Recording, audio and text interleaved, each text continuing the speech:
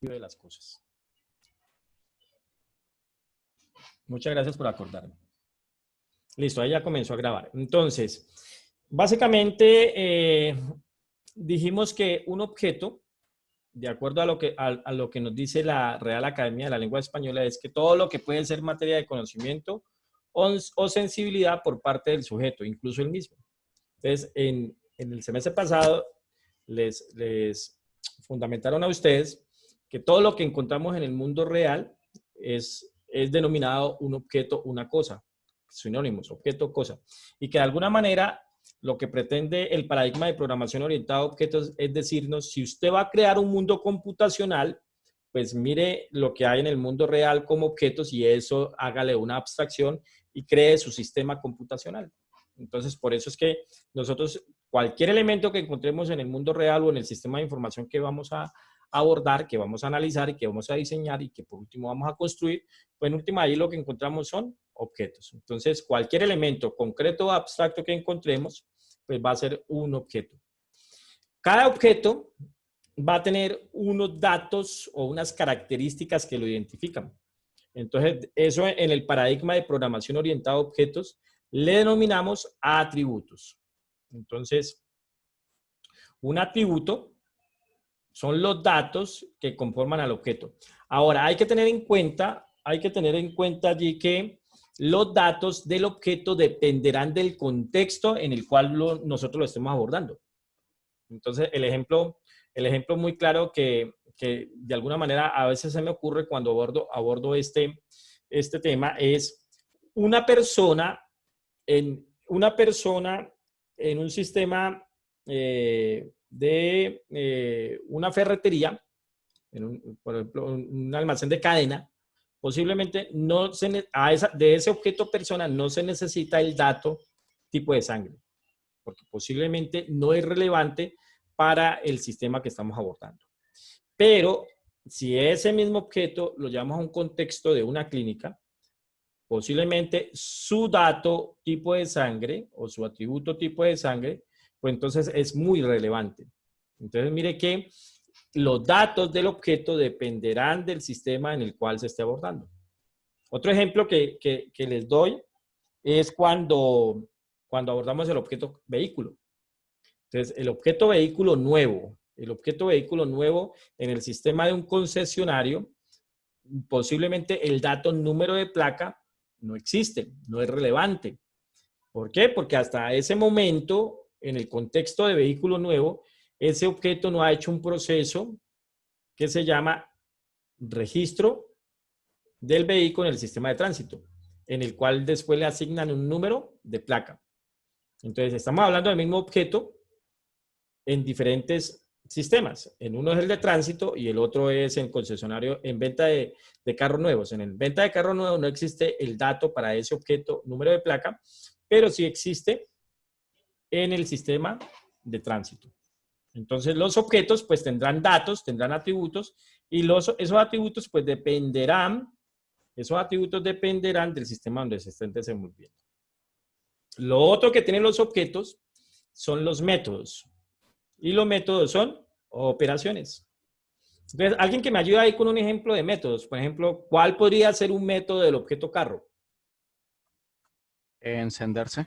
Encender, ¿cierto? Encender motor. Entonces, siempre que hablemos de métodos, van a ser operaciones, ¿cierto? O sea, cada que hablamos de métodos son operaciones. Entonces, cuando yo analizo el sistema en el cual me voy a involucrar, pues yo tengo que identificar los objetos, tengo que identificar los atributos de esos objetos y también tengo que identificar las operaciones. Pero las operaciones van a ser acciones. Por lo tanto, los métodos siempre van a ser verbos.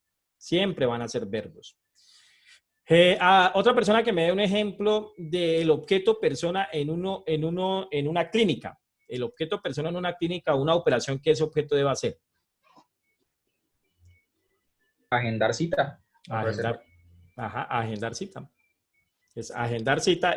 El objeto paciente hace la operación, la actividad, agendar cita. Entonces, nosotros cuando estamos abordando el sistema tenemos que identificar los objetos, sus datos y sus métodos. Siempre van a ser propicios. Un método para estudiante de Univalle.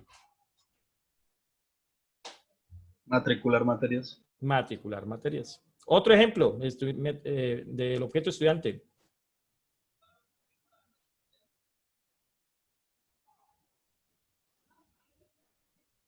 Otro ejemplo. Por acá en el chat hay algo.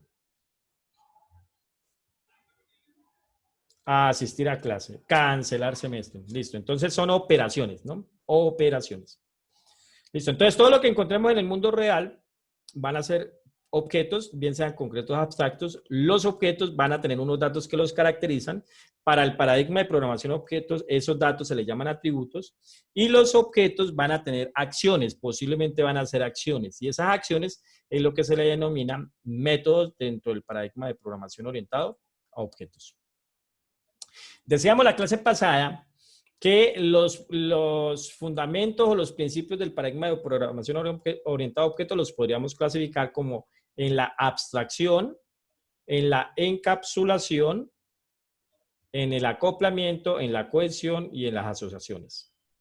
Entonces, digamos que esas podrían ser los fundamentos, bueno, y otras que no están ahí, como la herencia, como el polimorfismo y otros conceptos. Pero digamos que estos son los principios de la abstracción que representan el paradigma de programación orientada a objetos, representan los elementos del problema, identificando sus características esenciales. O sea, cuáles son los datos y cuáles son las operaciones de ese objeto en ese contexto o en ese problema. La encapsulación es la capacidad de tener ocultos los datos. De alguna manera que los datos sean privados. Es decir, que los datos no puedan estar a merced de cualquiera, sino que los pueda manejar. Y de alguna manera ustedes el semestre pasado, pues vieron que eso se puede manejar con los artefactos que nos brindan los lenguajes de programación. Entonces, en este caso, con la accesibilidad de los miembros de la clase. ¿Sí? La accesibilidad. Entonces, ¿cuál es la accesibilidad que tienen los atributos? ¿Cuál es la accesibilidad que tienen los métodos? Como esto lo vamos a llevar a un lenguaje de programación, y en este caso es el lenguaje de programación Java, entonces el lenguaje de programación me va a dar unos artefactos o me va a dar unos lineamientos en el cual yo puedo determinar qué cosas son privadas y qué cosas no son privadas. Entonces, lo que sea privado es lo que está fundamentando el concepto de encapsulamiento. Acoplamiento y cohesión son medidas de qué tan bien está diseñada nuestra aplicación. Entonces, deberíamos de tener un bajo acoplamiento y deberíamos de tener una alta cohesión. Entonces, donde la cohesión es la medida que identifica qué tan especial es la clase o lo que yo estoy diseñando. Y el acoplamiento es qué tantas relaciones va a tener él. Entonces, por eso dice, procure tener bajas relaciones, pero procure tener una alta especialidad. Es un bajo acoplamiento y una alta cohesión. Y las asociaciones, pues, básicamente sostienen las relaciones. Ahí está involucrado la relación de herencia, la relación de agregación, la relación de utilización. Una clase puede usar a otra. Una clase puede heredar de otra. Una clase puede estar compuesta por elementos de otra. Digamos que esas son las asociaciones que existen y eso de alguna manera se trabajó el semestre pasado y eso lo vamos a seguir trabajando en este semestre porque nuestro lenguaje que vamos a utilizar pues no entiende sino en paradigma de programación orientado a objetos. Cuando comenzamos a hacer el análisis del problema, pues nosotros inicialmente, permítanme aquí.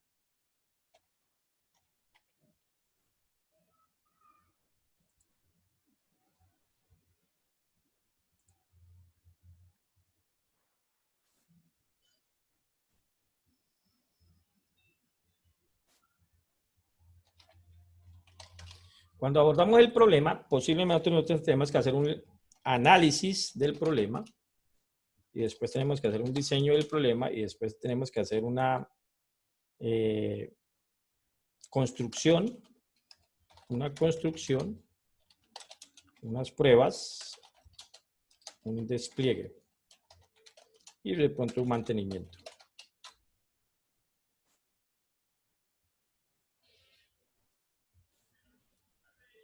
¿Listo? Entonces, posiblemente estas son las fases en las que yo me involucro para construir. Entonces, en estas primeras fases, posiblemente cuando yo comienzo a conocer el problema, yo me voy al detalle. Es decir, qué es lo que hay o qué es lo que está involucrando en ese problema.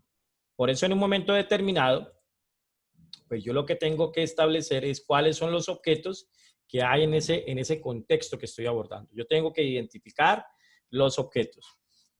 Y al identificar esos objetos, yo tengo que identificar cuáles son los atributos relevantes para ese contexto del problema y cuáles son los métodos o las operaciones de ese objeto en ese contexto de ese problema. Yo tengo que identificarlos. Y en lo que tenemos a nuestro favor, pues tenemos unos instrumentos que nos permiten ir modelando ese análisis y ese diseño. Entonces, ustedes después allá en Ingeniería de Software 1 y en Ingeniería de Software 2 van a ver todos estos componentes. Allá van a ver todos los diagramas que existen en el UML para poder modelar y para poder analizar, poder modelar y poder representar nuestro sistema. Existen diferentes artefactos. Por aquí, por ejemplo, aquí no vamos a hablar de un diagrama de casos de uso, pero eso es un instrumento que se utiliza para poder entender el sistema y eso lo van a ver ahí en Ingeniería de Software. Pero aquí sí damos un acercamiento en cómo representa un objeto. Entonces, en el UML, en el lenguaje de modelamiento unificado, pues esto es un objeto. Aquí estoy representando un objeto. Entonces, este objeto dice que se llama empleado 1 y pertenece a la clase empleado. Entonces, ahorita vamos a recordar o vamos a nuevamente a reforzar que todo objeto va a estar agrupado en una clase. Va a estar agrupado en una clase. Entonces, esta representación de este objeto lo que me está diciendo es que esto pertenece a o fue instanciado o este objeto pertenece a la clase empleado y que al objeto se le llama empleado 1. Y además que los atributos de este objeto son nombre, apellido, sexo y salario, que tienen estos valores. Los atributos tienen esos valores en ese instante de tiempo. Tienen esos valores. Por acá alguien me ha escrito en el chat. Voy a ver qué me escribió. Ok, sí. Lógicamente aquí cuando complementamos más, acá nosotros representamos el tipo de dato y lo que en un momento determinado pueda retornar el método. Entonces aquí básicamente estamos diciendo que esto es un diagrama de objeto que tiene este nombre, que tiene estos atributos, que tiene este estado en un momento determinado y que tiene esos métodos. Pero eso lo podemos representar. Eso se puede representar. Entonces cuando arrancamos acá con el análisis, por eso le hacía como la secuencia de lo que ocurre en la construcción del software. Cuando comenzamos con ese análisis y ese diseño, pues básicamente nosotros arrancamos con la identificación de los objetos. Luego comenzamos a pensar en la agrupación. ¿Por qué? Porque los objetos posiblemente se relacionan entre sí, o de alguna manera, se relacionan entre sí. Entonces ahí surge en los conceptos del paradigma de programación orientada a objetos, surge el concepto de clase.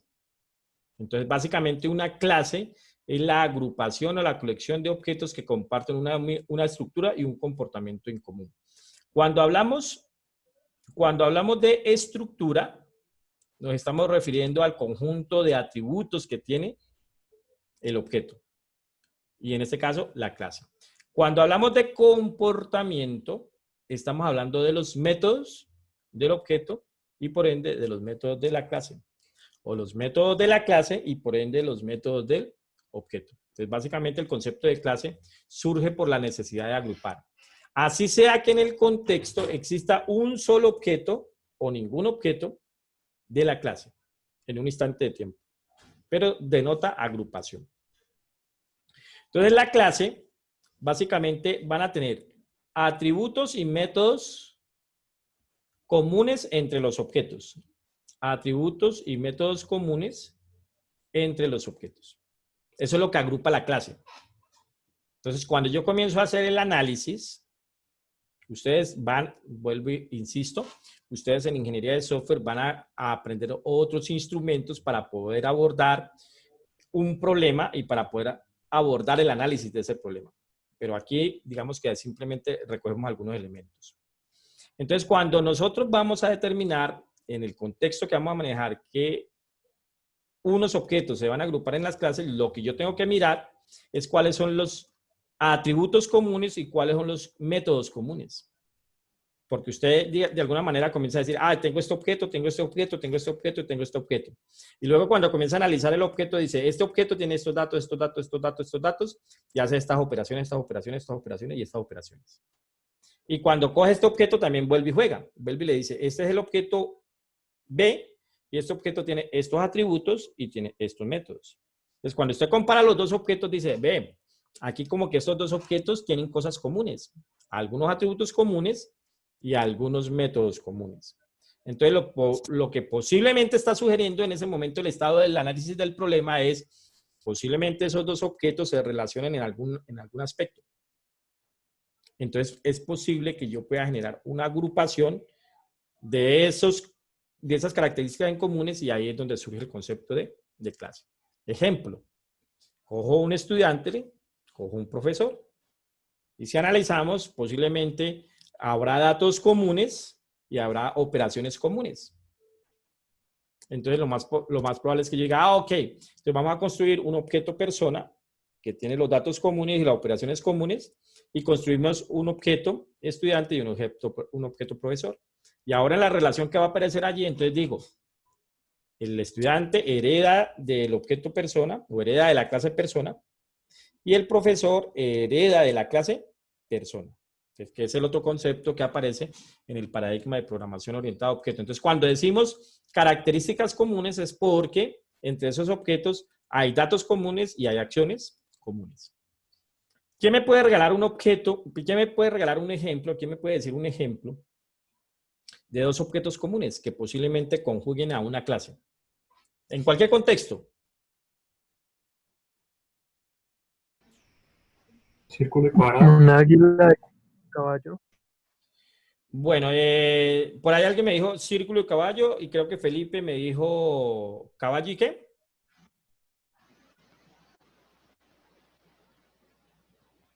Dijo águila y caballo, creo. Ah, bueno, águila y caballo, listo. Entonces, círculo y cuadrado podría ser que se agrupen en figura geométrica, porque posiblemente tiene algo en común que posiblemente es el área. Un cuadrado tiene un área, un círculo tiene un área. Este es un dato común. Y posiblemente van a tener una operación común que es calcular área. Entonces yo podría decir, ah, ok, existe la clase figura geométrica. La clase figura geométrica tiene área de la figura y calcular área. Y luego venimos acá al triángulo y a la circunferencia. Y la circunferencia tiene el radio, que no es un dato común de cuadrado. Y el cuadrado tiene lado A y lado B. Dos lados, lado 1 y lado 2. El círculo no tiene lado 1 y lado 2. Y tienen una operación común que es calcular área. Pero posiblemente en el análisis usted dice, ah, ok, pero el calcular área del cuadrado no es igual al calcular área de la circunferencia. Y entonces ahí entra otro concepto que es la sobreescritura de los métodos. O posiblemente el concepto de método abstracto y luego establezco un método concreto. ¿Listo? Muchas gracias. Y en cuanto al ejemplo que nos da Felipe, creo que fue el que lo dio, entre caballo y águila, entonces podríamos decir animal.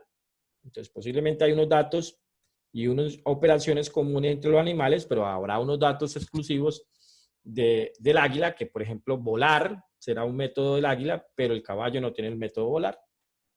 El caballo probablemente tiene el método galopar, posiblemente, ¿no? Entonces, en ese sentido, eso es lo que tenemos que comenzar nosotros a identificar.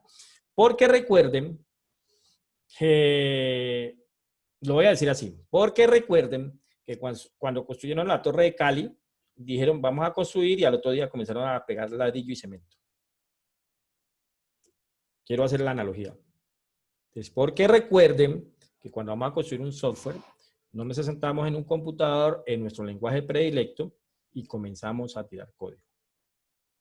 ¿No? Hay que hacer un proceso de levantamiento de requerimientos y hay que hacer un proceso de afinación de diseño y sucesivo. ¿Listo? ¿Preguntas? Hasta ahí está bien el resumen que estamos haciendo básicamente del semestre pasado, ¿no? Sí, yo tenía una pregunta, pero más bien de lo que mostraste ahorita. Una de las partes del desarrollo de software la describiste como desplegar y no tengo muy claro a qué te refieres con desplegar. Ok. Cuando ya el proceso de desarrollo y construcción ha terminado, las pruebas han terminado y dicen, ya esto que está en ambiente de desarrollo, se tiene que llevar a ambiente de producción. Entonces vamos a hacer un despliegue de la aplicación en el ambiente de producción. Entonces, es decir, entiendo. escoger ya nuestra aplicación que construimos y planear todo el proceso de cómo lo vamos a llevar, en dónde lo vamos a llevar, qué infraestructura vamos a necesitar, cómo vamos a hacer el proceso de formación y sucesivo. Todo ese proceso, el proceso de despliegue. ¿Vale? Vale, muchas gracias. Con mucho gusto. Bueno, entonces, sigamos acá. Entonces, todo objeto va a pertenecer a una clase. Todo objeto va a pertenecer a una clase y también podemos denominar que un objeto es una instancia de clase. Entonces, cuando nosotros decimos vamos a instanciar un objeto, vamos a crear un objeto, entonces va a haber una instancia. Todo lenguaje de programación nos va a dar un mecanismo para definir nuestra clase y para instanciar un objeto de esa clase. Todo lenguaje. De alguna manera tendrá una sintaxis que lo haga. Si el lenguaje de programación soporta el paradigma de programación orientada a objeto, entonces nos dará la sintaxis de cómo debo crear la clase, cómo definir los conceptos que se dan en el paradigma de programación orientada a objetos, y nos tiene que dar el mecanismo de cómo instancio un objeto de esa clase. Entonces, todo objeto pertenece a una clase. Todos los objetos que pertenezcan a una misma clase van a tener todos los atributos comunes y todos los métodos comunes de esa clase. En términos generales, vamos a decir que los objetos heredan de su clase, los atributos y los métodos. Por lo tanto, el objeto 1, el objeto 2 y el objeto 3, que fueron creados de la clase 1, todos van a tener la misma estructura y todos van a tener el mismo comportamiento. Entonces, pregunta, el objeto 1, 2 y 3, ¿en qué se diferencian? Como están construyendo de la misma clase, entonces van a tener los mismos atributos y los mismos métodos. Entonces, los objetos ¿de qué se van a diferenciar? ¿En qué se van a diferenciar? El valor de sus atributos. Ok, entonces se van a distinguir en el valor de los atributos. O sea, ustedes, por ejemplo, son estudiantes de programación interactiva. Entonces, posiblemente en el contexto académico, ustedes van a tener unos atributos comunes. Entonces, por ejemplo, código del estudiante, por ejemplo, plan. Ustedes todos tienen un código de estudiante y tienen un plan. Pero cada uno de ustedes tiene un código diferente y cada uno de ustedes tiene un plan diferente. O algunos van a tener el mismo plan, pero no necesariamente. Entonces, todos van a tener los mismos atributos y los mismos métodos de la clase en que hereda. Entonces, el UML también nos ofrece la representación de las clases. Entonces, lógicamente aquí, para esta clase, también como nos lo acotó por acá Ramiro Ospina. Ramiro Ospina, ¿cuál es tu nombre? Está en chino, ¿no? ¿O está en japonés? Santiago, dice ahí. Ah, ok. Ahí dice Santiago, ¿ese qué idioma es? Es japonés. Ah, ok. Entonces, ok. Entonces, allí, como nos lo decía Felipe, pues en este diagrama está muy sencillo, pero allí todavía faltaría decir qué tipo de dato es, qué tipo de dato devuelve y si los parámetros reciben datos o no. Pero aquí lo que queremos hacer es la representación de la clase. Entonces, este artefacto que está aquí de color, pues, es la representación de una clase. Entonces, en la clase no se visualiza los valores de los atributos. Y lo otro, por nomenclatura, las clases deberían de tener la primera letra en mayúscula. En el lenguaje de programación eso no es tan estricto. Si usted en el lenguaje de programación va a implementar una clase que se llame rectángulo completamente en minúscula, pues el lenguaje se lo va a permitir. Entonces, digamos que ese lineamiento en la nomenclatura de los nombres de los objetos y de la clase, en los lenguajes no es tan estricto. Pero nosotros deberíamos de acogernos a lo que dice los lineamientos. Los nombres de las clases, por favor, defínanlas en camel case, en formato camel case. En este caso, en upper camel case. Entonces, toda primera letra de cada palabra del nombre que vaya a establecer, escríbalo en mayúscula. Entonces, debería estar en upper camel case. Mientras que los nombres de los objetos deberían de estar en lower camel case. Entonces, lower camel case es que la primera letra del nombre, la primera letra, la primera palabra de ese nombre, mejor dicho, la primera palabra va todo en minúscula. Pero de ahí en adelante, si hay más palabras, la primera letra de cada palabra va en mayúscula.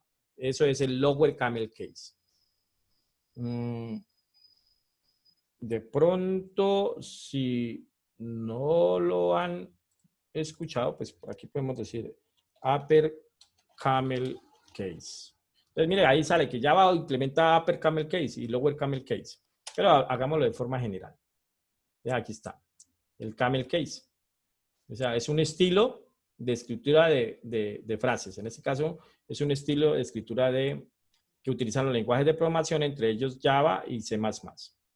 Entonces está el upper camel case. Sí, está bien, alcanzan a ver ustedes bien allá. El upper camel case, es que en este caso, pues la primera letra de cada palabra va en mayúscula. Aquí está. Ejemplo de upper camel case. Mientras que el lower camel case,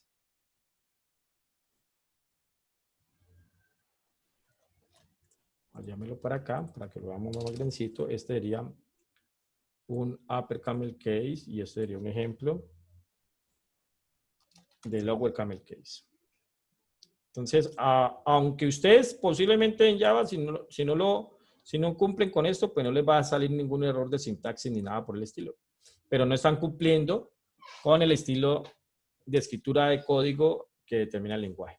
Las clases deberían de estar en este formato, upper camel case, y los nombres de las variables, los nombres de los objetos deberían de estar en lower camel case.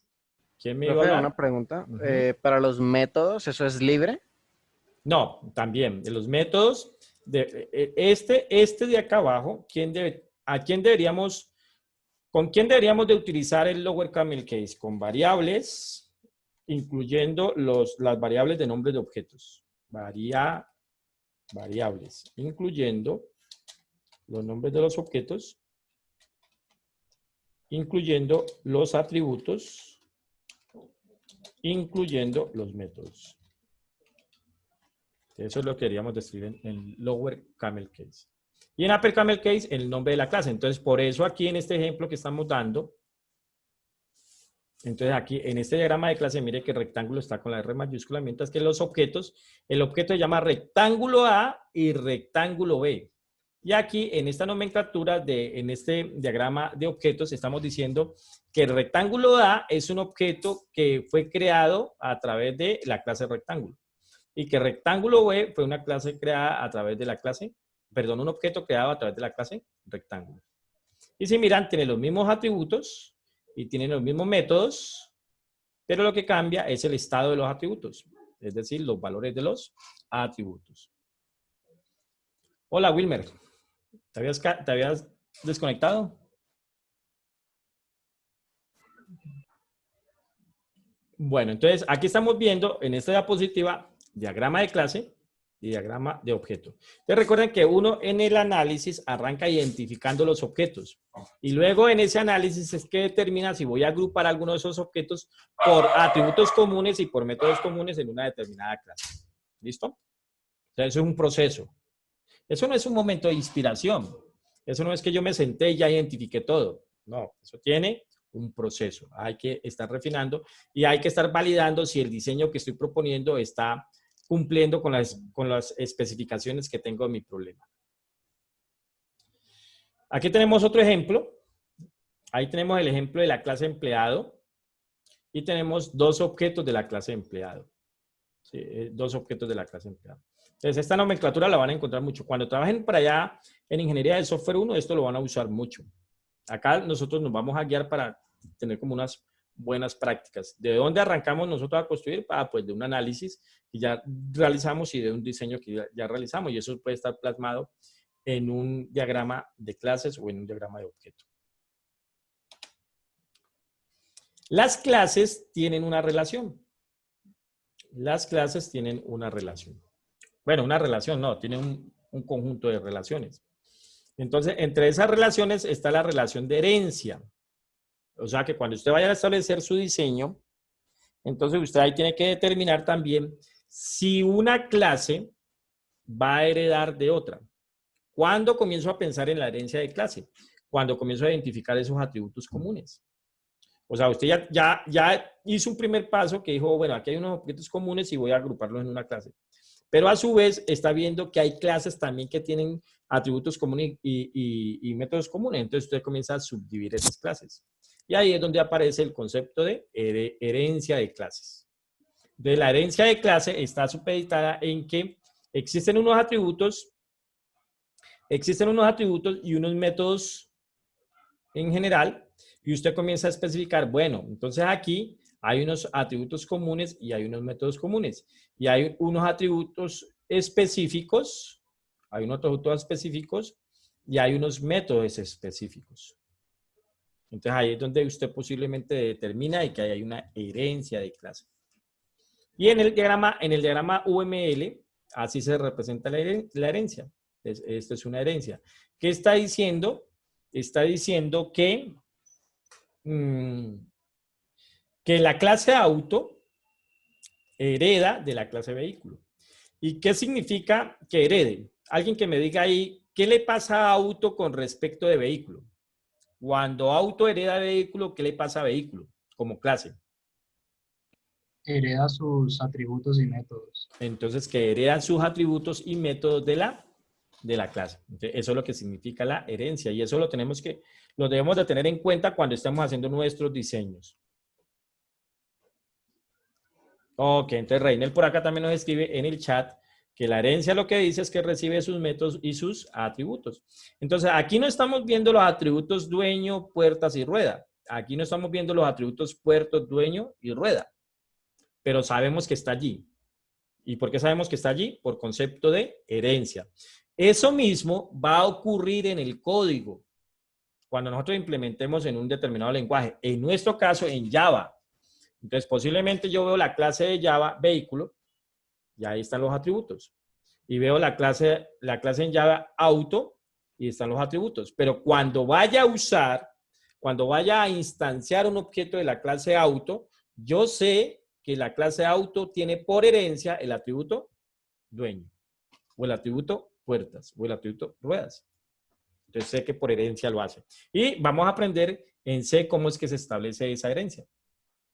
Entonces por allí alguien ya nos ayudó con la palabra. Entonces en Java nos dice cómo vamos a implementar. Entonces en Java por allá lo que vamos a decir es extends. Ahora, en concepto, existe herencia simple y herencia múltiple. Entonces vamos a ver aquí alguien que nos ayude, aquí donde caiga. Juan David, ¿te acuerdas cuál es el concepto de herencia simple?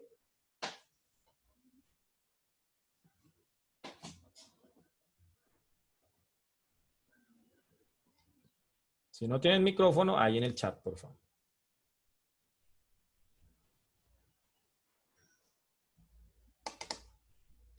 Bueno, mientras Juan David nos contesta, movamos el mouse y donde caiga. Allí. Bueno, es una ventana que yo tengo acá. Alejandro Cerón. ¿Qué es una herencia múltiple?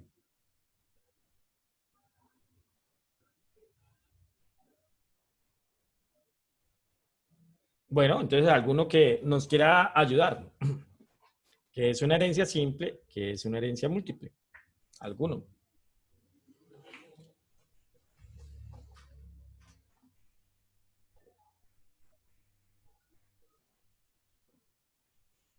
Ok, por acá Reinel nos ayudó y nos dice, herencia múltiple es cuando hereda de muchas clases y simple cuando hereda de una clase.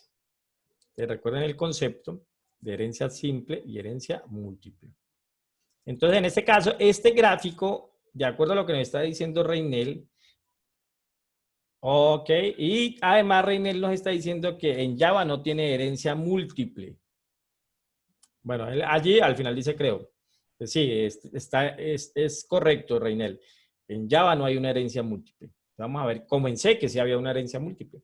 Entonces, este diagrama que estamos viendo aquí, auto, ¿es una herencia múltiple o es una herencia simple? Simple. Es una simple. ¿Por qué? Porque auto solo está heredando de una clase. De una clase. Si por acá estuviera representado otra clase y auto también heredara de esa clase, entonces ya es una herencia múltiple. Entonces, herencia simple es que una clase solo hereda de una y exclusivamente de una clase. O sea, va a recibir sus métodos y sus atributos de una clase. Herencia múltiple es que una clase está recibiendo los atributos, los métodos de más de una clase. 2, 3 o las que sea. Ustedes en C, allá vieron que C permitía hacer herencia múltiple. En Java no hay herencia múltiple. Es decir, que en Java solamente puede heredar de una sola clase. En Java solo puedo heredar de una sola clase. Entonces, la herencia en Java solo es simple. No hay herencia múltiple. Bueno, por acá Reinel nos dice, a menos que se use interfaces, que sería distinto. Entonces, en Java, eso lo vamos a ver un poquito más adelante, pero lo mencionamos ya que Reinel nos está ayudando aquí. En Java no hay herencia múltiple, pero la herencia múltiple se da en la vida real. Nosotros somos un ejemplo de herencia múltiple en la naturaleza. ¿En qué sentido? En el sentido que posiblemente nosotros heredamos algunos rasgos de papá y heredamos algunos rasgos de mamá. Entonces, por eso algunos nos dicen, ay, vos tenés los ojos de tu papá, y el otro dice, vos caminas como tu mamá. ¿Por qué? Porque estamos heredando de los dos, una herencia múltiple. O sea que en la vida real se da la herencia múltiple. Pero en Java no hay herencia múltiple, hay herencia simple. Entonces, más adelante vamos a ver que Java resuelve ese problema implementando algo que llama interfaces. Entonces, una interfaz. Entonces, luego vamos a ver que una interfaz es una especie de clase, pero de la cual no se instancian objetos. Entonces, eso lo vemos luego. Pero entonces, ¿cómo resuelve Java la herencia múltiple? La simula implementando interfaces. Y de hecho, en Java vamos a encontrar muchas interfaces.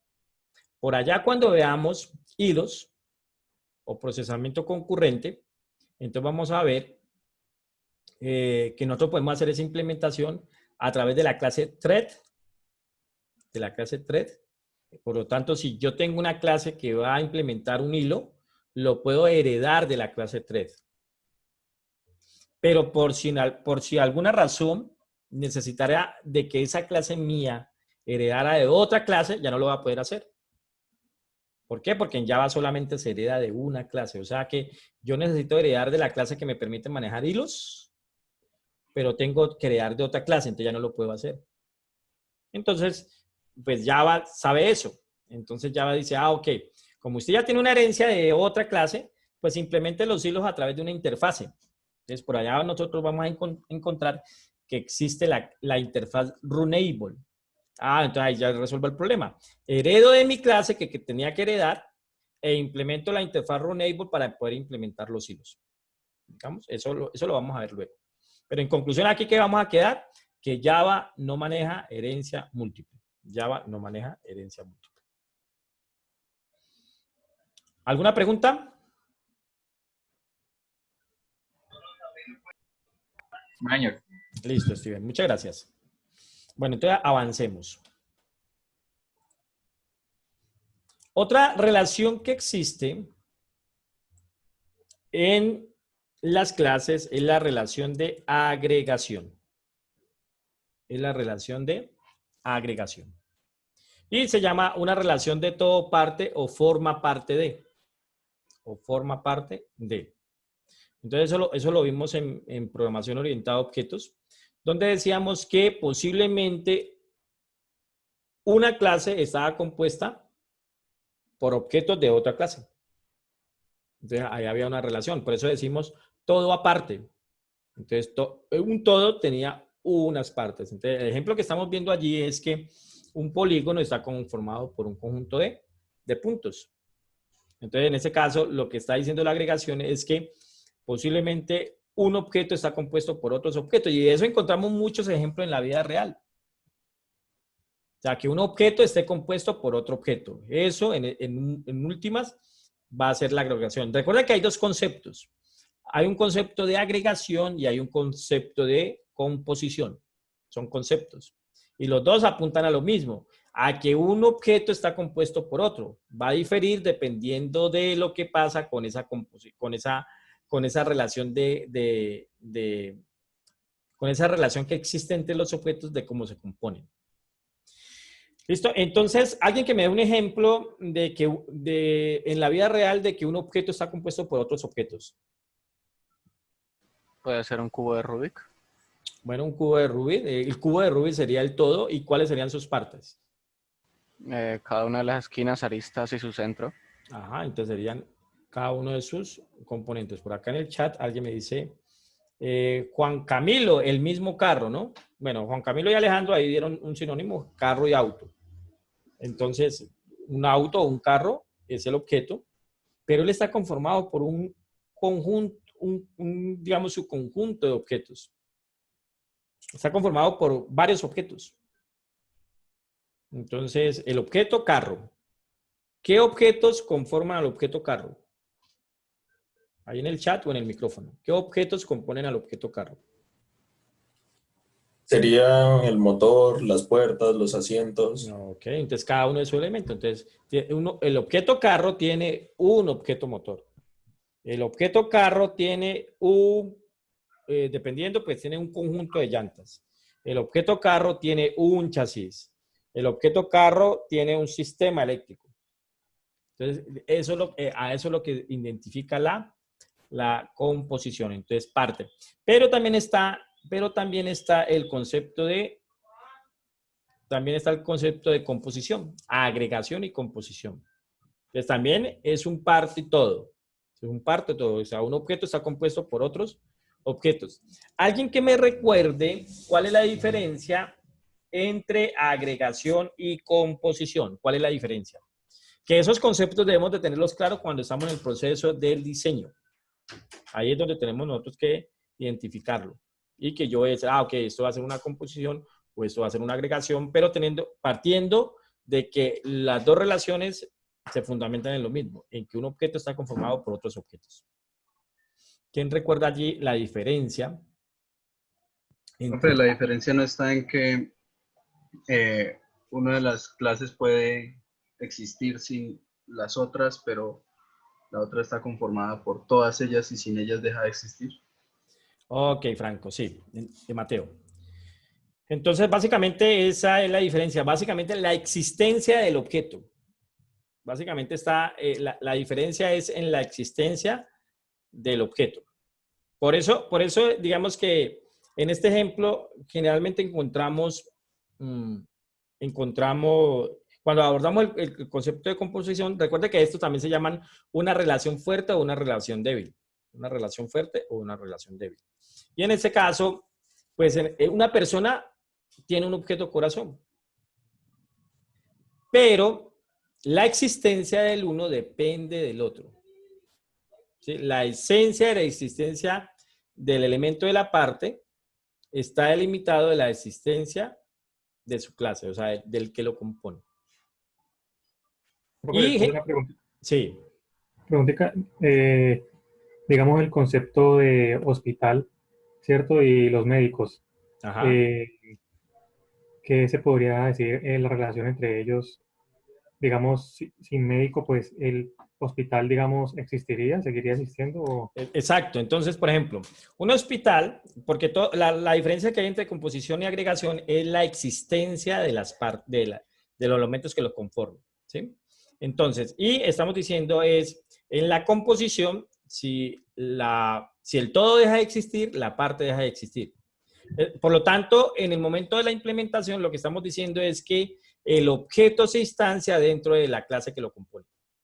Entonces, en este caso, el objeto de la clase que lo compone, al momento de destruirse, también se destruye el objeto que lo contenía.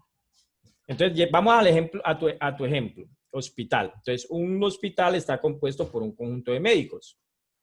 O sea que ahí hay un concepto de relación entre ellos, que un hospital es el todo y los médicos es parte de ese todo.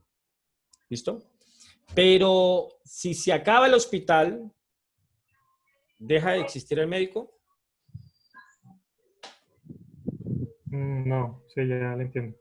¿Cierto? Entonces, en este caso, lo más probable es que yo haga una relación de agregación.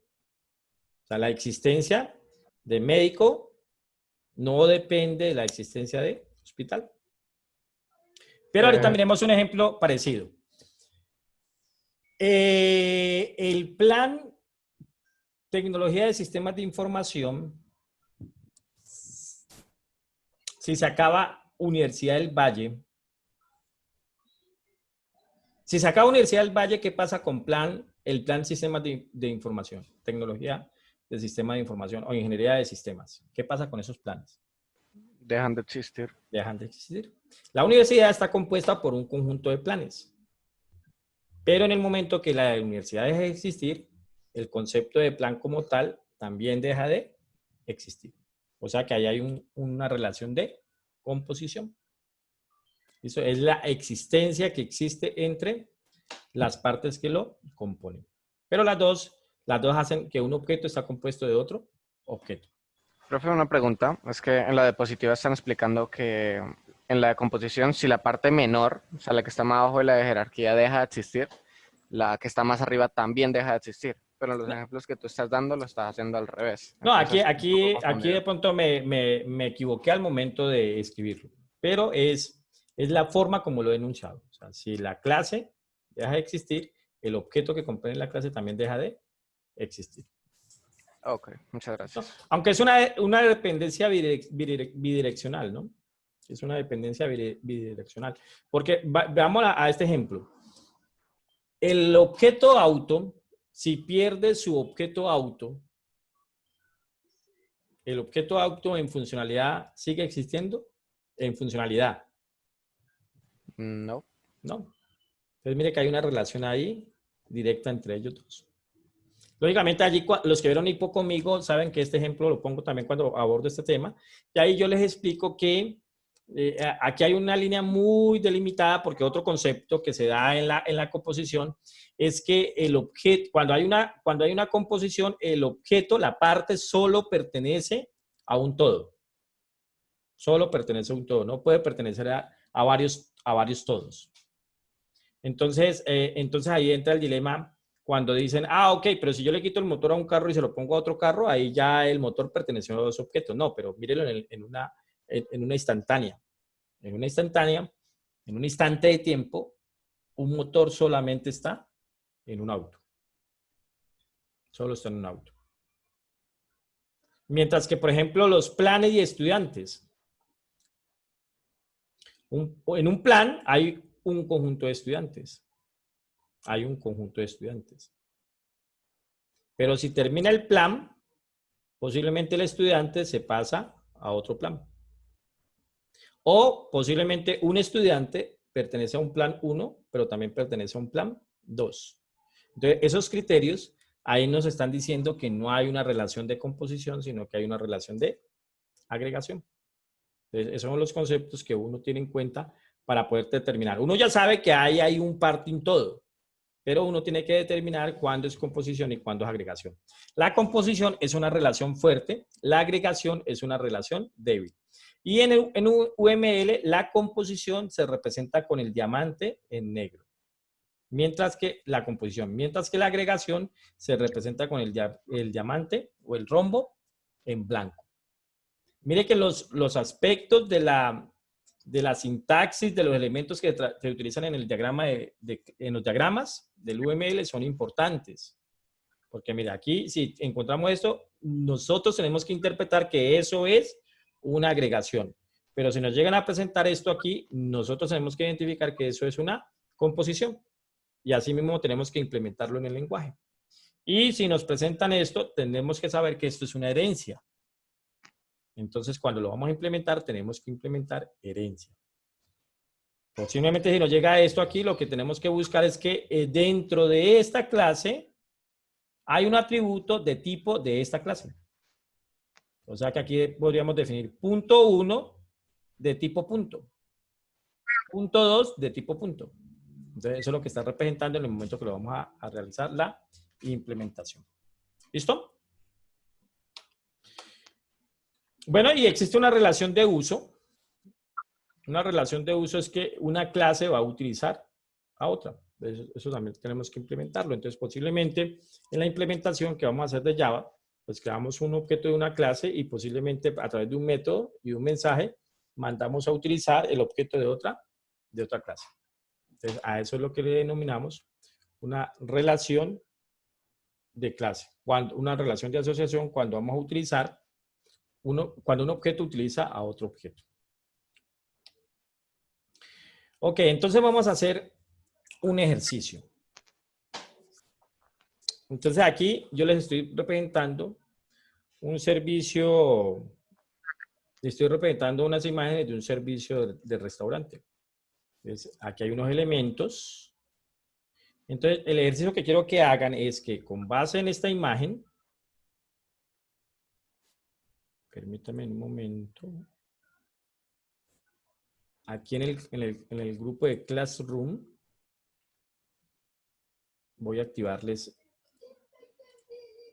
este archivo.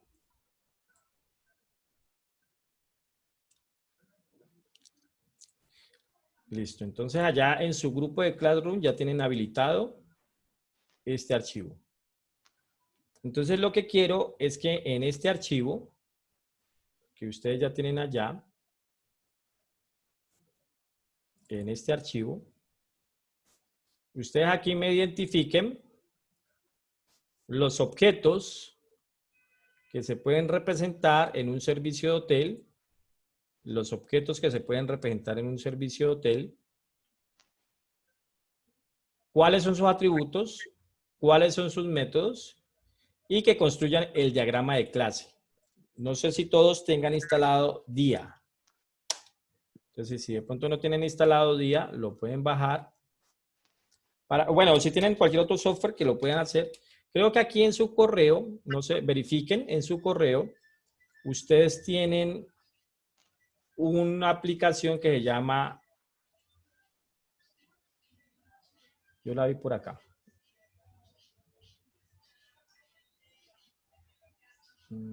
¿Qué se me hizo? Correo. Hay una que nosotros usábamos en el colegio, profesor, que era en línea, se llamaba Drop.io. Drop.io. Ok, entonces igual, esa la pueden usar. Y acá, Lucidchart se llama. Sí, gracias. Ajá.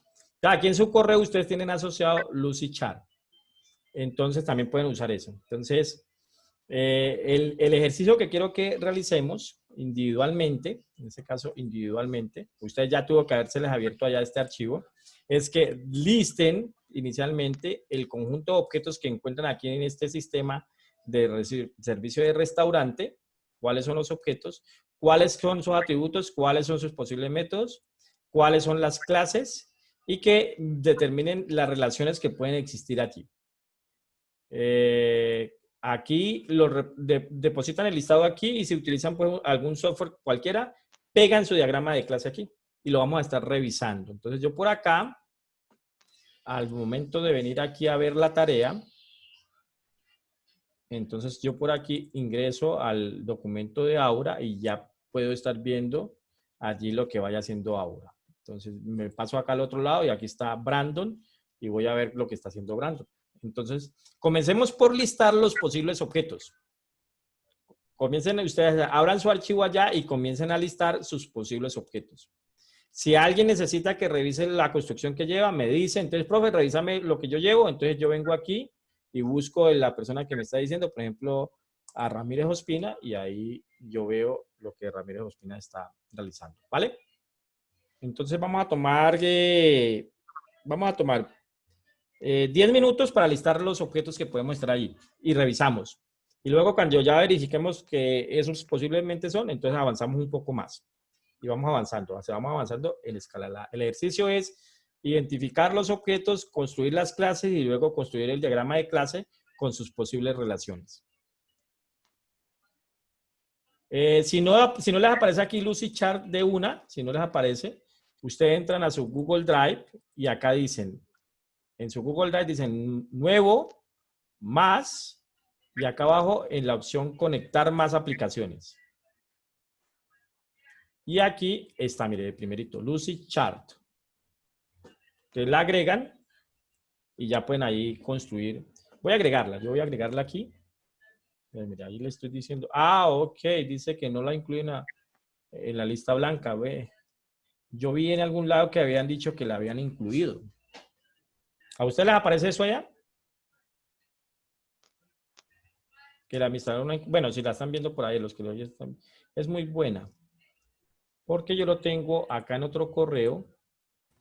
Creo que aquí en este correo sí la tengo. Y me apareció lo mismo, que el administrador no... Sí, no bueno, incluye. yo voy a mandarle un correo ahí a los de IoTel para ver si nos la pueden habilitar. Porque mire, yo acá la tengo en otro dominio de otro correo. Y esta la aplicación es muy buena. Y está pegada allí al correo. No solamente para hacer, pues, tiene para muchos diagramas. Mire. Diagramas de flujo, diagramas de carril, diagramas de arquitectura, diagramas de datos. Entonces tiene para hacer muchos diagramas. Y por acá está como agrupado. Pero por el momento en el correo Univalle pues no lo va a dejar hacer, no está habilitado. Entonces pueden utilizar el Draw.io. Nos da la dirección allí, ¿quién fue el que nos compartió de la que utilizaron el semestre pasado? Yo ya la mandé al chat. Listo. Entonces, allí en el chat está Draw.io.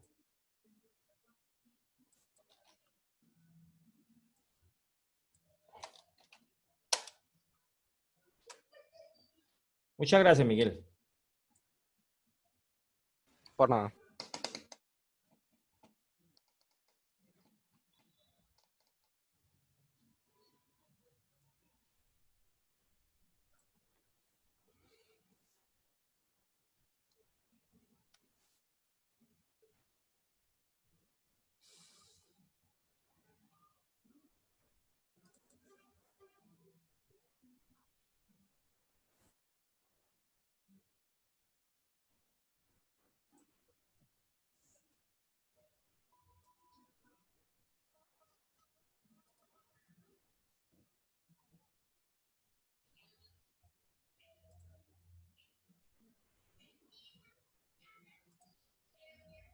Listo, yo acá la acabo de instalar, la asocio ahí al Google Drive y por acá están clasificados los diferentes diagramas. Por aquí está el de UML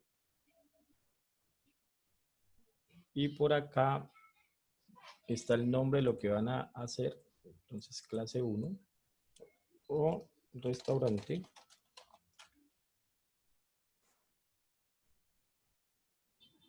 Y el resultado ahí en este formato me imagino que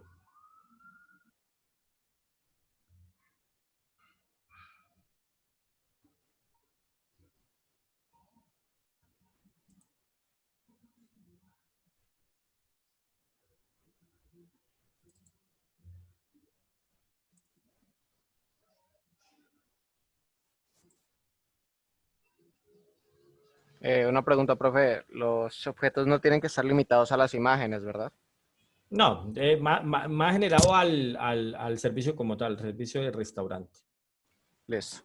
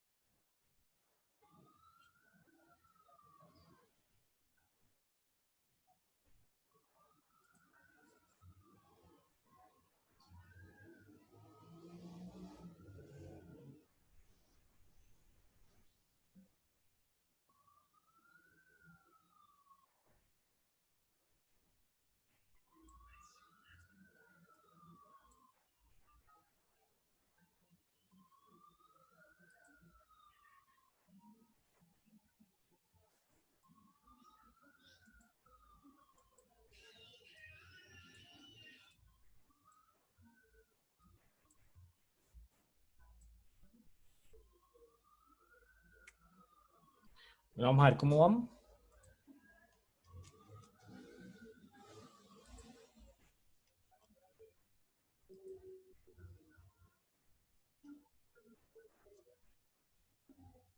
Listo, ahí ahora ya la veo que va a comenzar. Vamos por acá, Brandon.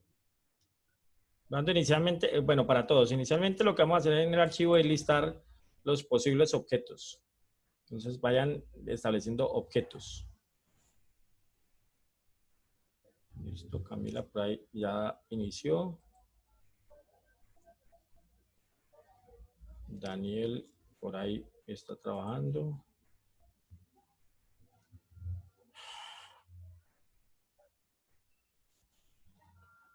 Daniel, es más restaurante, no es hotel, sino restaurante, ¿no? Porque el hotel puede ser un poco más amplio. Entonces, solamente restaurante, Daniel.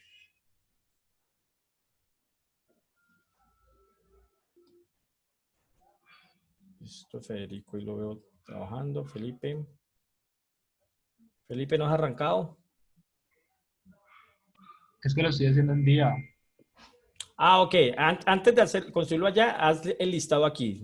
Dame el listado, tan, tan, tan, tan, y luego nos traemos el diagrama de otros. O sea, no vamos a arrancar directamente con el diagrama, sino listemos primero los objetos, ¿vale?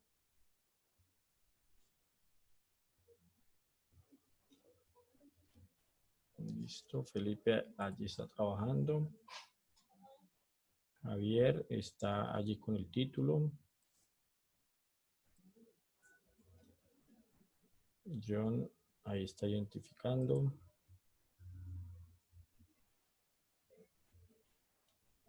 Juan Camilo va a arrancar. Juan David ahí ya inició. Juan Esteban ahí tiene su listado. Laura ahí tiene su listado. Mateo ahí tiene su listado. Miguel ahí tiene su listado. Una vez ya tengan su listado, entonces comiencen a definir para sus objetos cuáles, algunos atributos y algunos métodos. No todos, pero algunos atributos y algunos métodos. Entonces, de este objeto, estos serían sus atributos y estos serían sus métodos. Disculpe, profesor. Dime, Wilmer.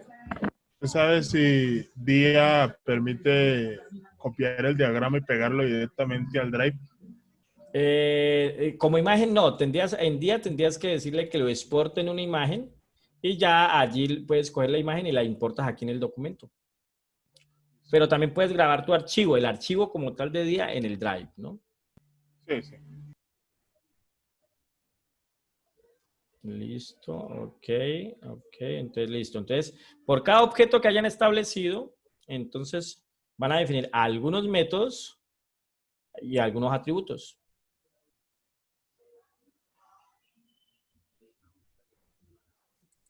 Listo, por ahí Samir está trabajando. Steven tiene su listado. Allí Wilmer va con su listado.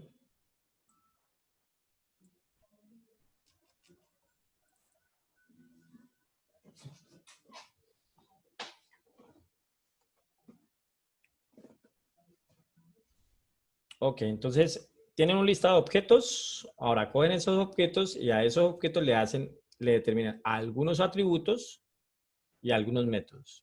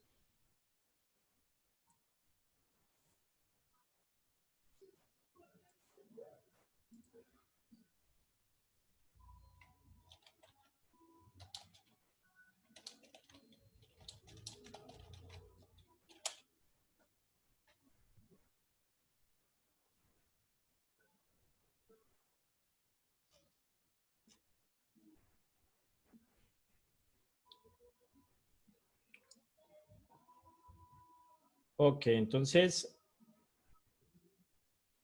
determinan de los objetos que listaron sus atributos y sus métodos.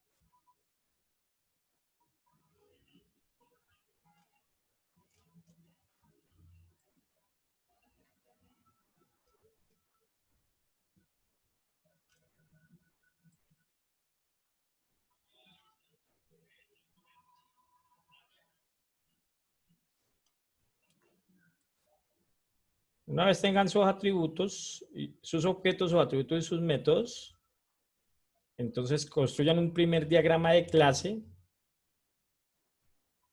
Bueno, primero van a agrupar esos objetos a qué clase pertenecen.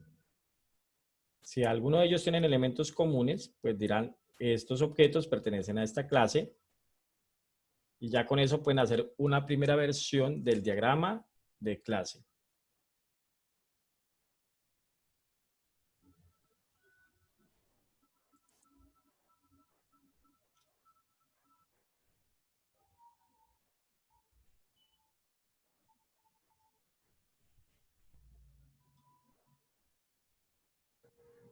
Una primera versión ahí, profe. Listo. Aquí yo estoy entendiendo que esto sería una herencia, Sí, ¿no? Que el sí, cajero hereda de cliente. los datos y el cliente, yo pensé, Ajá. pues cuando va a pagar. Pero ahí uno tendría que pensar, ¿un cajero es un cliente? Porque recuerda que en la herencia lo que uno dice es, la especialización dice que la especialización es una generalización. Allí determina, ¿un cajero es un cliente? Es lo que estaría representando allí, ¿no? Ah, ya. Ah, Piénsalo ok. piénsalo por ahí. Ah, listo, profe. Dale.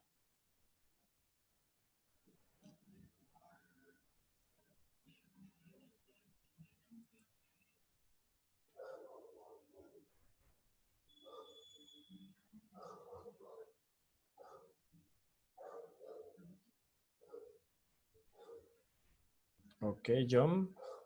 O sea que esa tabla en la parte superior estarían los objetos, ¿cierto? Y lo de abajo serían los datos, los atributos. John Alejandro Girón. Listo, John. Ramírez Ospina, objetos o clase. Inicialmente arrancamos con objetos. Luego los objetos los establecemos que van a pertenecer a una clase.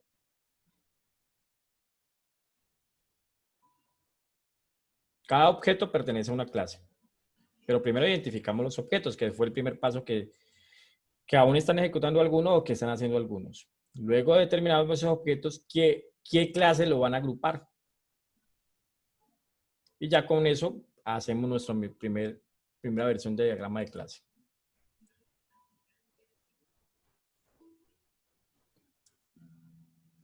Juan Camilo. Juan Camilo Gómez. Estoy. ¿Tienes el listado en otro lado? Porque veo que el documento Sí, todavía en está. otro lado, ya lo pasó. Listo, cópialo allí, ¿vale? Para poder Vale. ver que ha avanzado. Listo, profe. Gracias.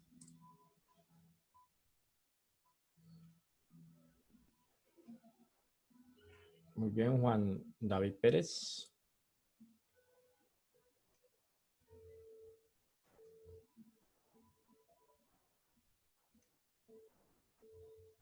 Ok, ahí Juan Esteban está dando pues ya la visibilidad.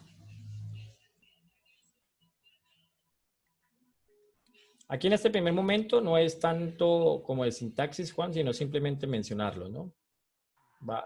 Tengo esta clase va a tener estos atributos y estos métodos. Y luego con base en eso construimos el diagrama de clase, ¿vale? Sí, solo que lo hago así para ubicarme más rápido. Listo, Juan Esteban.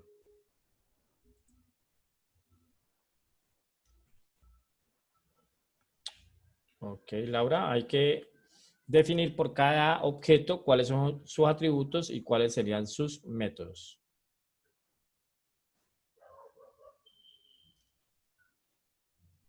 Ok, Mateo, entonces ahí ya tienes el listado de objetos, entonces hay que establecer para cada objeto cuáles serían sus atributos y cuáles serían sus métodos.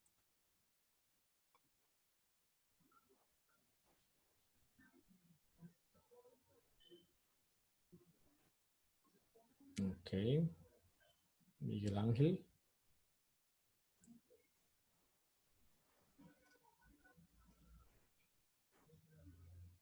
El primer diagrama va sin relaciones, ¿verdad? Sí, podríamos hacerlo sin relación y luego comenzamos a pensar en la relación. Listo.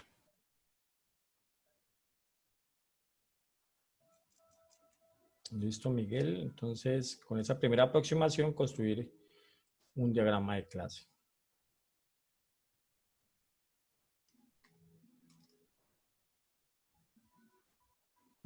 Entonces, Ramírez, Ospina, se me olvidó el Santiago. No, tú vas a tener que aprender japonés.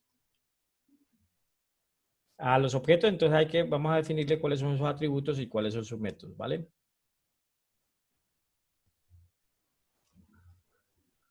Muy bien, Reinel. Pues con base en ese trabajo hacemos una primera aproximación del diagrama de clase.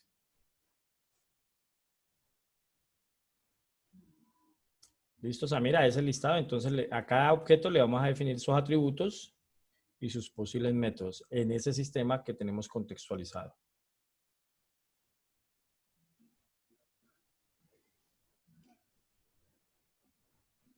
Listo, Steven, está bien.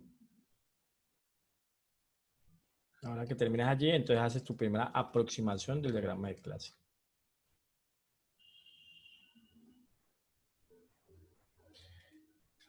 Listo, Wilmer, ahí tienes esos objetos. Entonces, acá esos objetos definen los atributos y los métodos. Luego que le definen los atributos y los métodos, estableces qué clase podrían agruparlos y con eso hacemos nuestro primer diagrama de clase.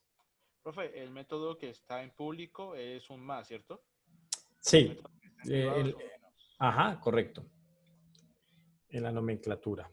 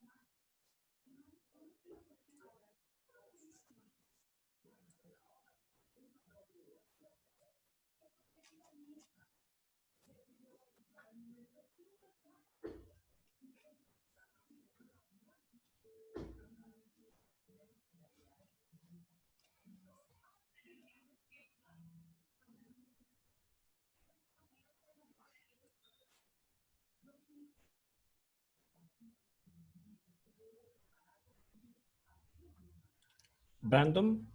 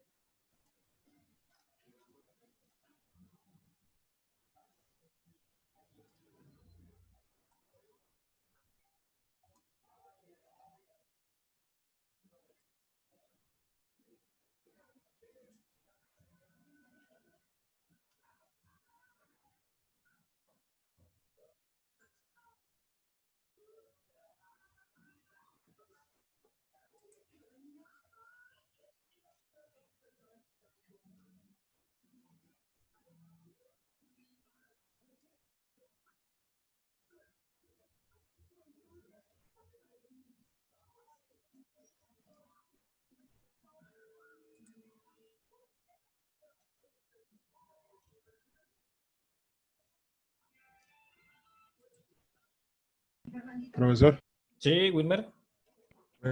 por favor mirar mi...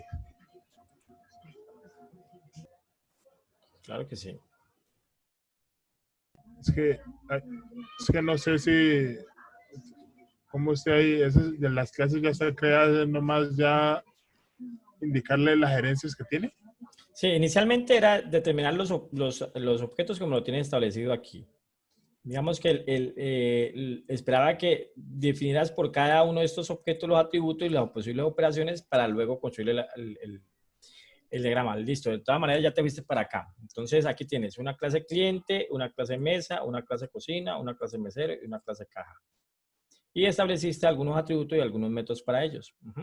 Hasta ahí va bien. Y ahora lo que vas a hacer es establecer si hay algunas relaciones entre ellos, bien sea de composición, de herencia, de agregación o de uso.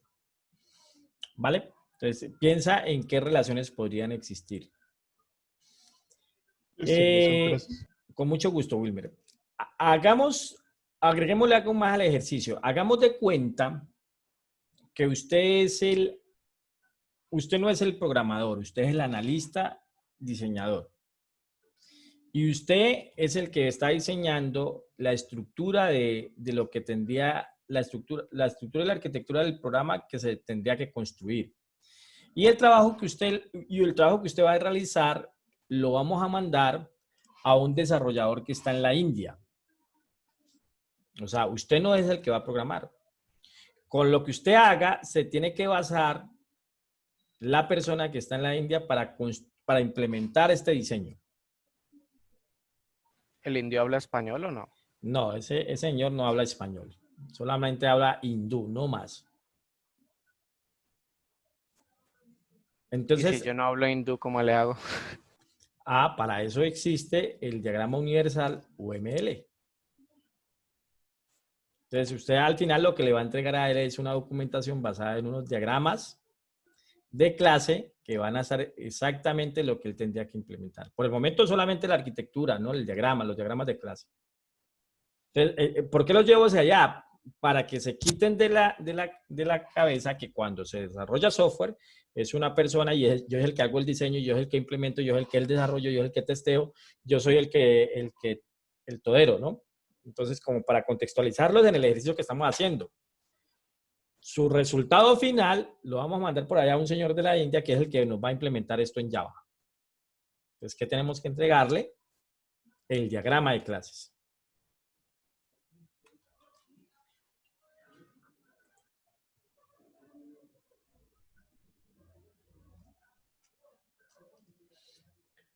Si miran el ejercicio, cuando uno va a comenzar a establecer el diseño, pues eso uno tiene que pensar. Y aquí estamos omitiendo de alguna manera, porque el ejercicio está muy general, estamos omitiendo las necesidades propias del sistema. Porque esto ustedes van a encontrar un proceso donde hay que hacer un levantamiento de requerimientos, donde ese levantamiento de requerimientos son las necesidades del cliente que nos está diciendo que debe tener la aplicación que nosotros vamos a desarrollar. El software que nosotros vamos a desarrollar. Profesor, Dime. ¿podría revisar el mío, por favor? ¿Miguel Ángel? No, ¿quién? Soy Santiago. Santiago, ¿no? Ok, entonces aquí tenemos el objeto restaurante, el objeto efectivo, el objeto menú, el objeto electrón, ¿qué?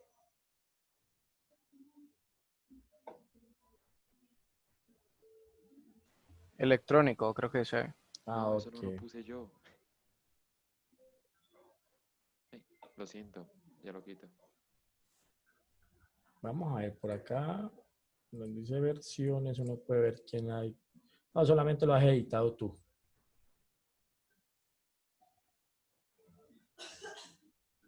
Bueno, entonces, el objeto efectivo.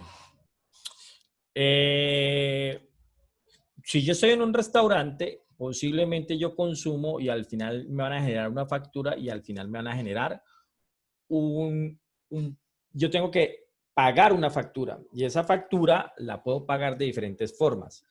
O sea, la puedo pagar en efectivo o la puedo pagar con otro instrumento. Entonces, posiblemente lo que hay allí en ese sistema de restaurante no es como tal un objeto efectivo, sino que podría ser un objeto factura. Y la factura tiene una forma de pago. Por lo tanto, forma de pago sería un atributo del pago efectuado a una factura.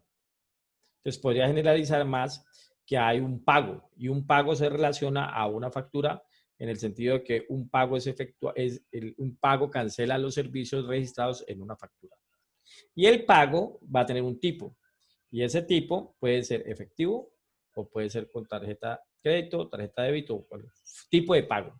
Entonces, piénsalo en ese sentido. Si existe un cliente, si existe, no sé si camarero sea lo mismo que mesero, ¿no? Y electrónico me supongo que es el pago que se hace de forma electrónica, ¿cierto? Sí, señor. Sí, entonces en este caso podrías afinar estos dos elementos que tienes aquí como efectivo y Factura. electrónico, lo podrías afinar como factura y pago. Y efectivo electrónico sería un atributo tipo de pago, que puede ser en efectivo o pago electrónico. Ok, gracias. Con gusto.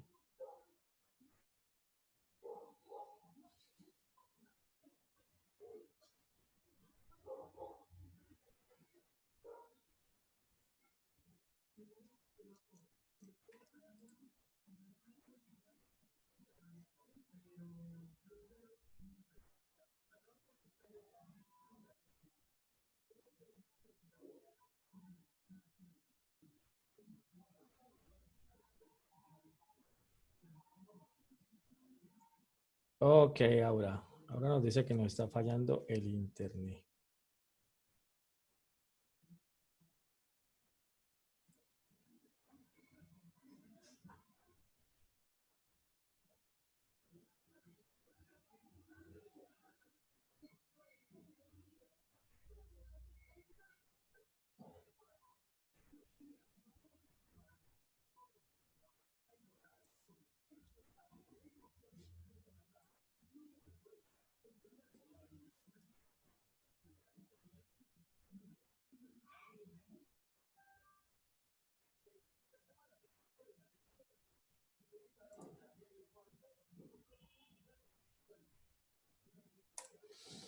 Bueno, chicos, entonces van a continuar con ese ejercicio y lo afinan y lo revisamos el próximo miércoles. Lógicamente yo aquí en este documento pues los puedo ir revisando cómo van ustedes adelantando. Entonces aquí ustedes terminan de hacer su ejercicio en el sentido que lo planteamos. ¿Cuáles son los objetos? ¿Cuáles son los métodos? ¿Cuáles son los atributos?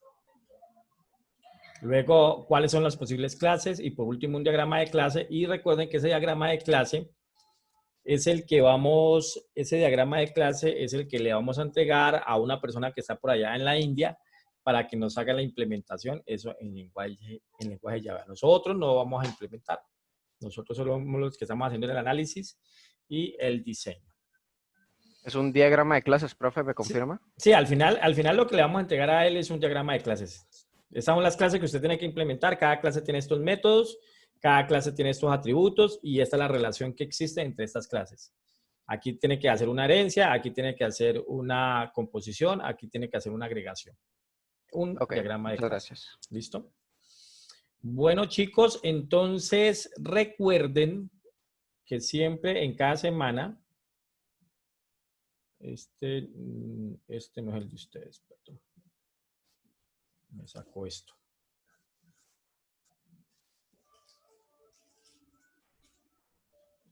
Entonces recuerden que aquí, al finalizar cada semana, va a estar este enlace de acá. Aquí hay un foro de discusión por si quieren hacer alguna pregunta.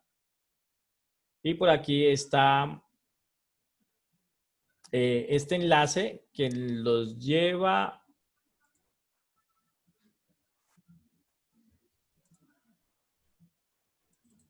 a... no lo veo. Aquí está. Que los lleva aquí a este formulario. Para que respondan ahí estas preguntas, como para ir haciendo una retroalimentación de la clase. Para ir haciendo una retroalimentación de la clase. No es obligatorio, pero sí, digamos, es recomendable para que sepamos a ver cómo está, para que pueda evidenciar cómo están percibiendo ustedes allá la clase y poder ver si se puede mejorar en algo o qué se puede hacer. En cuanto al registro de asistencia, a ver cuántos se me registraron hoy.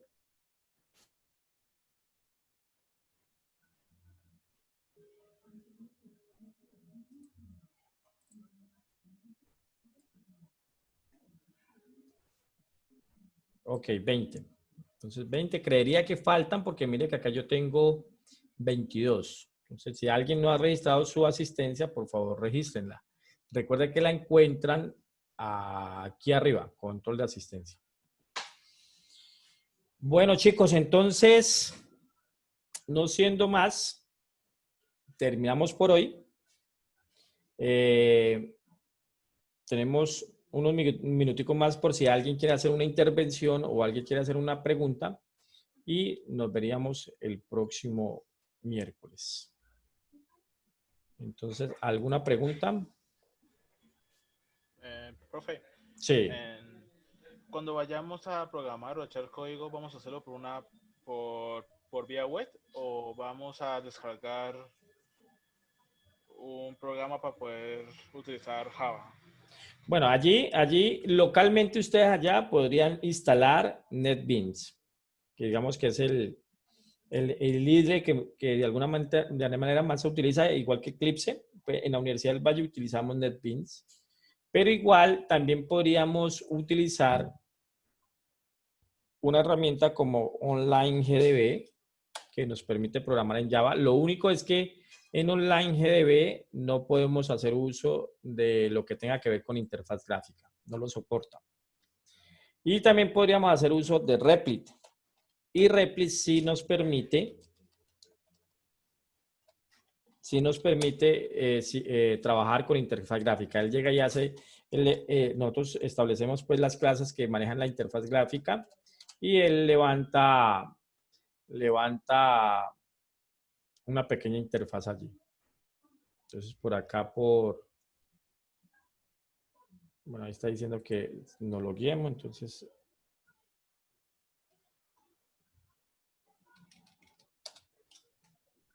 Por aquí, en el momento que uno vaya a construir, entonces en Java, entonces aquí él en esa parte de acá levanta una pequeña interfaz gráfica y permite trabajar con interfaz gráfica. Entonces podríamos utilizar este Replit y allá en sus casas ustedes podrían utilizar cualquier editor, podría ser Eclipse, podría ser NetBeans. De pronto yo localmente acá también cuando les esté explicando, posiblemente utilicen NetBeans porque pues va a ser un poco más rápido localmente. Pero ya para compartir proyecto y lo demás, podríamos utilizar esta herramienta, Replit. Se la voy a poner allí en el chat, la dirección. Profe, una pregunta. ¿Y si alguna persona quiere instalar Java en su computador, no lo tiene instalado y Ajá. tiene mal configurado el path o yo qué sé, ¿usted va a dejar algunos links que ayuden para eso? Sí, O- yo les voy a poner un video allí de cómo lo instalan. Sin embargo, ahora pues los instaladores ellos automáticamente configuran el path y no hay necesidad de hacerlo. Entonces, digamos que se instala el JDK y luego se instala el NetBeans y él ya queda configurado ahí. Pero yo les construyo un video y se los pongo este fin de semana. Vale, muchas gracias. Ajá, entonces por ahí Miguel, gracias Miguel por recordarlo. Allí nos dice que existe el WhatsApp y existe el foro de discusión por si tienen alguna pregunta. Por ahí podemos dinamizar. Si alguno de ustedes, si alguien hace una pregunta en WhatsApp, pues responden. Tengan en cuenta, por ejemplo, mire, si yo vengo aquí a WhatsApp, mire que ahorita que termine con ustedes, pues tengo que ir a contestar, a ver bien quién me habló y quién me contestó, porque durante la clase pues yo no reviso. O sea, así puede pasar que ustedes me escriban y que yo en ese momento esté en una reunión o esté en clase, pues no les voy a contestar inmediatamente, pero después les puedo contestar. Pero si alguien hace una pregunta, bien sea en WhatsApp o bien sea en el foro, está preguntando algo pues de la clase y ustedes tienen la respuesta, pues entre ustedes se responden. Yo después miraré cómo respondieron y si veo que está bien, pues digo, ok, estuvo bien y si hay que ajustar algo, pues ajusto ahí algo, ¿vale? Bueno, ¿qué otro mensaje había acá? Ah, ok, Federico, no había visto tu mensaje allí, ya lo miramos. Quintero Reyes, ¿a cuándo hay plazo para entregarlo? Pues el próximo miércoles estamos revisando. Ahí al azar, cogeré algunos nombres del documento, vamos a revisar lo que hizo tal persona y ahí pues vemos entre todos y reflexionamos entre todos, ¿vale? Bueno, chicos, no siendo más por hoy, entonces les deseo una feliz noche, les deseo un feliz fin de semana y nos vemos la próxima nos vemos el próximo miércoles. Que tengan una feliz noche. Vale, profe, muchas gracias. Chao, pasen buen fin de semana. Gracias, igualmente. Con mucho gusto a todos los que me escriben en el chat, que muchas gracias. Listo, profe, hasta la profe. próxima semana. Bueno, hasta la próxima semana. Que estén muy bien. Hasta luego, profe, gracias. Con mucho gusto, muchachos. Igualmente para ustedes un feliz fin de semana. Gracias, Juan Camilo. Gracias. Hasta luego. Hasta luego, que estés bien.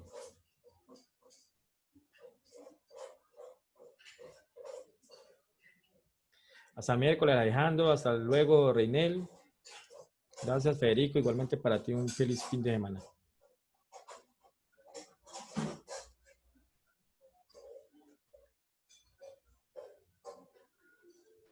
Buenas noches, profe. Buenas noches, Mateo. Que estés muy bien.